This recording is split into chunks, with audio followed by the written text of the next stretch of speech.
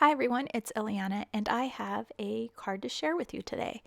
I made this card for my friend Gina K. She hosted a Stamp Junkie event in her store in Wisconsin, and so as soon as I got home, I made a card with one of the stamps that I had purchased from her fabulous store.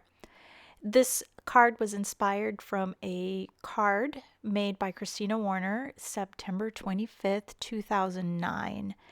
And I will link to that card in the description below just so that you could see it.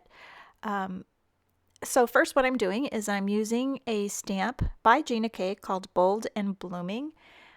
This stamp set does come with two of this stamp that you're seeing here, but I'm just going to rotate my paper. I lined it up and centered it using the grid lines on the transparency. That transparency is available for free as a download on my website. And what I did was I just centered it on the transparency so that I knew that there were equal squares on both sides. And then when I rotate it, it will stamp perfectly on the opposite side. I am stamping this with Avery Elle Truffle ink. In Christina's video, she used chestnut roan for hers, but I no longer have that. It dried out and I tossed it, so I used the Truffle Pigment ink. I wanted the ink to stay vibrant, and because I was stamping on Gina K Kraft cardstock, and by using the pigment ink, it sits on top of the cardstock. Now I'm just using my Jelly Roll pen to color in the images, and I'm not coloring everything in. I'm kind of skipping around a little bit. What I did learn with coloring it in is that if you allow the jelly roll to dry before you're done with that area, you will get little lines, but as long as the white pigment is still wet, you can pretty much color it in without seeing the pen marks. I did use a piece of grid paper just so that I wouldn't smear the image underneath my hand. It is pigment ink, so it just does take a little bit longer to dry. And I'm not too worried about going over the lines.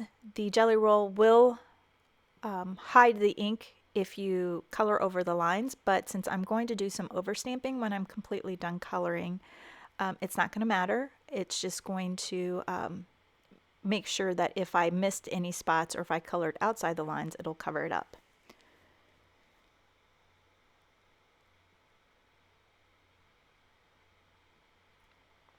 And through the magic of YouTube, the both sides of this are colored. And now I'm just going to go back and overstamp. So it's very important that you make sure when you initially stamp that your cardstock is in the corner so that when you go back and overstamp, it is perfectly aligned. Ask me how I know, because I didn't make sure that it was tucked in before, and so I had to do this twice. So I love to tuck the paper into the corner just so that I just know for sure it's never going to make a mistake that way. So I make it a habit to just always run my hand across my cardstock. And so I've overstamped it and triple stamped it just because I wanted that dark color.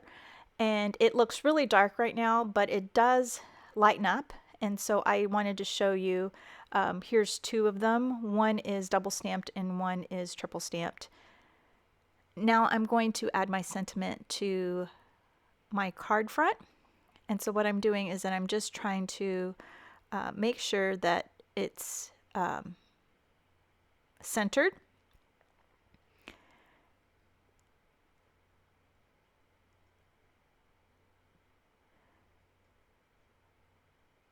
And I've lined up my sentiment. I didn't want to I cut out the part where my head was in the way.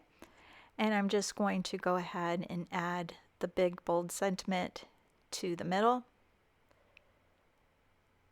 And I want it to match the stamped flower, and so I'm just stamping it a couple of times. Thanks so much for watching, and I hope you have a great day. And don't forget to give this video a thumbs up.